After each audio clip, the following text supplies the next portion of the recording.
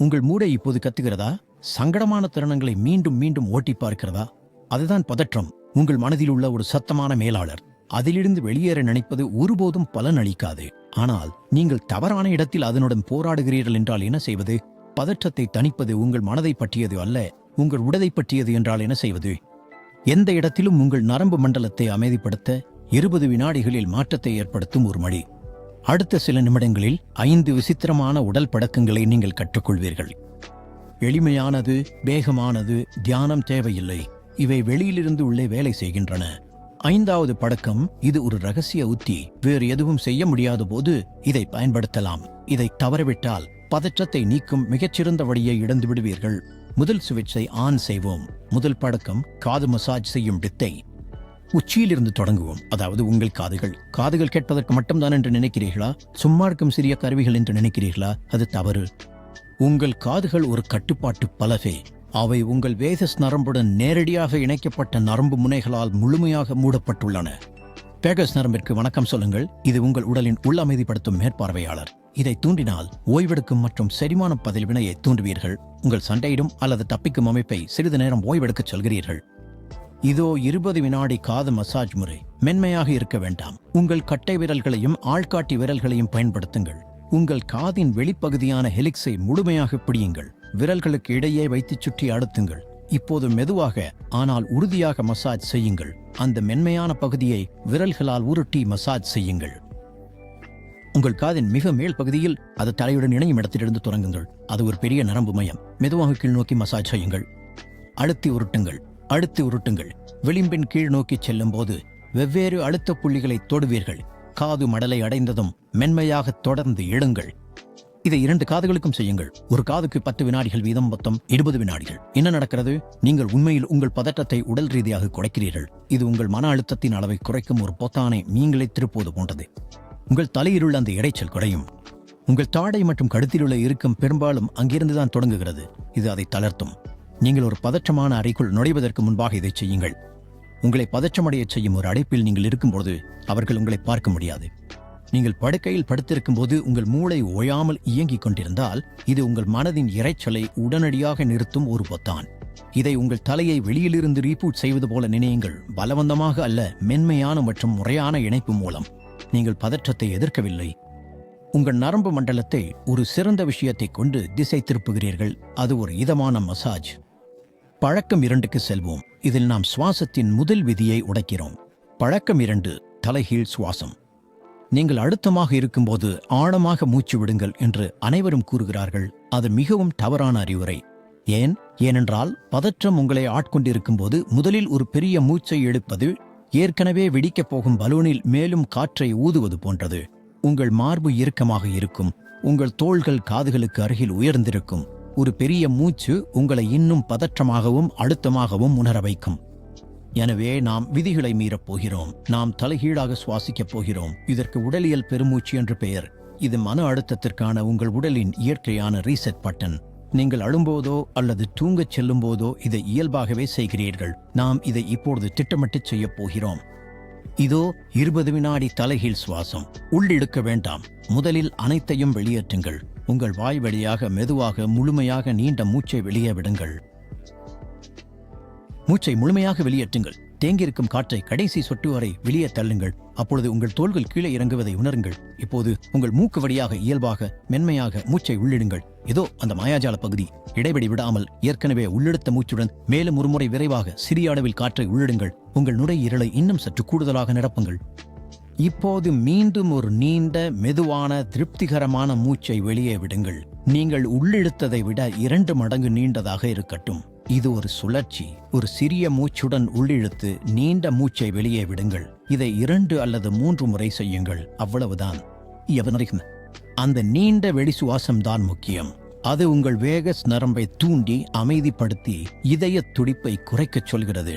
அந்த இருமுறை உள் சுவாசம் அழுத்தத்தின் போது சுருங்கும் நுரையீரலின் காற்று பைகளை விரிவடையச் செய்து ஆக்சிஜன் பரிமாற்றத்தை அதிகரிக்கிறது.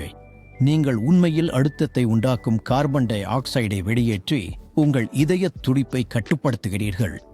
கோபமோ அல்லது ஏமாற்றமோ பொங்கி வரும்பொழுது ஒரு மன அழுத்தமான குறுஞ்செய்தி அல்லது மின்னஞ்சலை பார்த்தவுடன் உங்கள் நெஞ்சில் ஒரு படபடப்பை உணரும் அந்த நொடி இது உடனடியானது, இது கண்ணுக்கு தெரியாதது. நீங்கள் உங்கள் மேஜையில் அமர்ந்தே இதை செய்யலாம். நீங்கள் ஒரு உயிரியல் முறை சுத்திகரிப்பை செய்தீர்கள் என்பது யாருக்கும் தெரியாது. நீங்கள் வெறும் சுவாசம் மட்டும் எடுக்கவில்லை. முதலில் உங்கள் பதற்றத்தை வெளியேற்றுகிறீர்கள், அமைதிக்கு இடமளிக்கிறீர்கள், அதை கட்டாயப்படுத்தவில்லை. சரி, நாம் தலை, காதுகள் மற்றும் சுவாசத்தின் மைய பகுதியிலிருந்து புத்துணர்ச்சி பெற்றுவிட்டோம். இப்பொழுது அடிப்பகுதிக்கு சென்று உண்மையாகவே நிலத்தோடு ஒன்றிணைவோம். 3வது பழக்கம், பாதங்களை தரையில் தட்டும் பயிற்சி. பதற்றம் என்பது எதிர்காலத்தை பற்றிய பயம். நடக்காத ஒரு பேரழிவு படத்தை பற்றி உங்கள் மனம் சிந்திப்பதே அது. அதை தவிர்க்க நீங்கள் தற்போதைய தருணத்திற்கு, உங்கள் உடலுக்கு இப்போதே இங்கே வர வேண்டும். அதற்கு உங்கள் பாதங்கள் தரையில் ஊன்றி இருப்பதை விட சிறந்த ஆதாரம் வேறில்லை.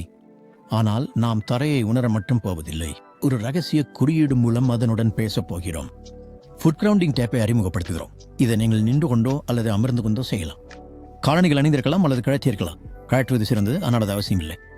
உங்கள் பாதங்களை உணருங்கள். உண்மையாகவே அவற்றின் எடையையும், குதிகால்களில் உள்ள அழுத்தத்தையும், பாதத்தின் முன்பகுதியையும், சிறிய விரல்களையும் கவனியுங்கள். இப்பொழுது உங்கள் குதிகால்களை மெதுவாக 1 மில்லிமீட்டர் மட்டும் தரையில் இருந்து உயர்த்துங்கள். உங்கள் பாதத்தின் முன்பகுதியையும் விரல்களையும் தரையில் ஒன்றி வையுங்கள். மெதுவாக, சீராக உங்கள் குதிகால்களை தட்டத் தொடங்குங்கள். தட்டுங்கள், தட்டுங்கள். பலமாக மிதிக்க வேண்டாம், லேசாக கவனத்துடன் தட்டுங்கள். பூமிக்கு மோர்ஸ் குறியீடு அனுப்புவது போல, நான் இப்போது இங்கே இருக்கிறேன் என்று உணர்த்துங்கள். தட்டும்போது உங்கள் கவனத்தை ஒருமுகப்படுத்துங்கள். அந்த தட்டல் உங்கள் கால்கள் வழியாக முதுகெலும்பு வரை செல்வதை உணருங்கள். ஒவ்வொரு தட்டலின் போதும் அமைதியான, உறுதியான இருப்பை பூமியில் ஆழமாக பதிப்பதாக கற்பனை செய்யுங்கள். நீங்கள் ஒரு மரம். பதற்றம் என்பது உங்கள் கிளைகளின் வழியே வீசும் காற்று மட்டுமே. உங்கள் வேர்கள் உறுதியானவை. இதை 20 வினாடிகளுக்கு செய்யுங்கள். 20 வினாடிகள் மட்டும் தாளத்துடன் தட்டுங்கள். என்ன நடக்கிறது? நீங்கள் ஒரு தாளமிடும், உடல் சார்ந்த உறுதியான பிணைப்பை உருவாக்குகிறீர்கள்.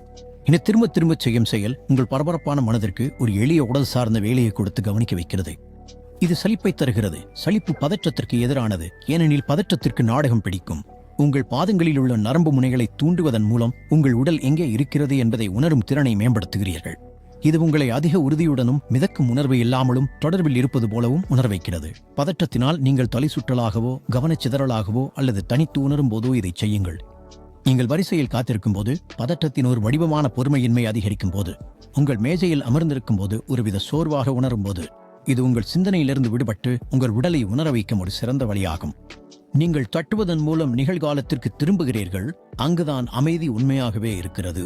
அடுத்து, நீங்கள் ஒருபோதும் நினைக்காத மன அழுத்தத்தை சேமிக்கும் பகுதியை நாம் கவனிக்கப் போகிறோம். 4வது பழக்கம், கண்ணை எலும்பை அழுத்தி விடுவித்தல். உங்கள் பதற்றத்தை நீங்கள் எங்கே உணர்கிறீர்கள்? நம்மில் பதருக்கு அது தாடைதான். நாம் நாள் முழுவதும், இரவு முழுவதும் அதை இறுக்கமாக வைத்திருப்போம். பற்களை நடநடவென கடிப்போம். நம் தலையும் இரு பக்கங்களிலும் உள்ள இந்த 2 கீல்களே உலகத்தின் பாரத்தையே சுமக்கிறோம். ஆனால் பதற்றம் தாடை தசைகளை மட்டுமல்ல, அது இணையும் இடங்களிலும் உள்ளது. அதன் முக்கிய மையம் இதோ இங்கேதான் இருக்கிறது. உங்கள் விரல்களை முகத்தில் வையுங்கள். உங்கள் கண்ண எலும்புகளை கண்டறியுங்கள். கண்ணுக்கு கீழே உள்ள கடினமான, துருத்தி கொண்டிருக்கும் எலும்பு அது. இப்போது உங்கள் விரல்களை வாயை நோக்கி ஒரு அங்குலம் கீழே நகர்த்துங்கள். அங்கே ஒரு பள்ளத்தையும் அதைத் தொடர்ந்து சிறிய தசை வீக்கத்தையும் நீங்கள் உணர வேண்டும். அதுதான் உங்கள் மாசட்டர் தசை, மெல்லும் தசை. அது ஒருவேளை கல்லைப் போல கடினமாக இருக்கலாம். இது 4வது பழக்கம், கண்ண எலும்பு அழுத்த விடுவிப்பு. உங்கள் வாயை ஒரு தளர்வான ஓ வடிவில் வையுங்கள். தாடையை தளர்வாக விடுங்கள். உங்கள் நடுவிரல் அல்லது ஆள்காட்டி விரலை பயன்படுத்தி கண்ண எலும்பில் உள்ள அந்த சிறிய தசை பகுதியில் அழுத்தமாக அழுத்துங்கள். அங்கே ஒரு மென்மையான ஆனால் வலி தரும் உணர்வை நீங்கள் உணரலாம். நிலையான, உறுதியான அழுத்தத்தை கொடுங்கள். குத்துவது போலல்லாமல் ஆழமாக தொடர்ந்து அழுத்துங்கள். அழுத்தத்தை பிடித்துள்ள போதே மெதுவாக வாயை திறந்து மூடுங்கள். உங்கள் விரல்களுக்கு அடியில் தசை நகர்வதை உணர்வீர்கள். ஒவ்வொரு பக்கமும் 10 முதல் 15 நொடிகள் வரை வைத்திருங்கள். அவ்வாறு செய்யும்போது மெதுவாக மூச்சை எடுங்கள். ஒரு குழாயிலிருந்து பற்பசையை வெளியேற்றுவது போல அழுத்தத்தை வெளியேற்றுவதாக கற்பனை செய்து கொள்ளுங்கள். நீங்கள் அழுத்துவதை நிறுத்தியதும் உங்கள் முகம் முழுவதும், நெற்றி பொட்டு வரை, ஏன் கழுத்து வரை கூட ஒரு நிம்மதியான உணர்வு பரவுவதை உணரலாம். உங்கள் பார்வை திறன் கூட சற்று விரிவடைந்தது போல தோன்றலாம்.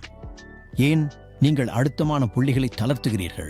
இறுக்கமான கட்டளை மையத்தை நிறுத்துமாறு கூறுகிறீர்கள். தளர்வான தாடை நரம்பு மண்டலம் முழுமைக்கும் எல்லாம் நலம் என்ற சமிக்ஞையை அனுப்புகிறது.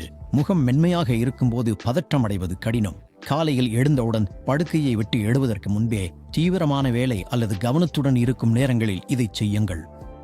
நாம் கவனமாக இருக்கும்போது பற்களை இருக்குகிறோம் சாப்பிடுவதற்கு முன்பு. இது செரிமானத்திற்கும் உதவுகிறது. எப்போதெல்லாம் உங்கள் பற்கள் ஒன்றாக இருப்பதை உணர்கிறீர்களோ அப்போதெல்லாம் இதை செய்யுங்கள். இது அமைதியான நிலையை தக்க வைக்கும் தடுப்பு முறையாகும். உங்கள் உடலின் அடுத்தபடியை நீங்களே தளர்த்துகிறீர்கள். இப்பொழுது 4 சக்தி வாய்ந்த உடல் நுணுக்கங்களை கற்றுக்கொண்டீர்கள். ஆனால் காதுகளை மசாஜ் செய்யவோ கால்களை தட்டவோ அல்லது முகத்தை அழுத்தவோ முடியாத சூழலில் இருந்தால் என்ன செய்வது? நீங்கள் ஒரு உரையாடலின் நடுவிலோ அல்லது மேடையில் பேசிக் கொண்டிருக்கும் போதோ இருந்தால் என்ன செய்வீர்கள்? அங்கேதான் 5வது பழக்கம் கை கொடுக்கிறது. இது பதற்றத்தை போக்கும் ஒரு ரகசிய உத்தி. கவனியுங்கள், இதை நீங்கள் எங்கும் எப்போது வேண்டுமானாலும் பயன்படுத்தலாம். யாருக்கும் தெரியவே தெரியாது.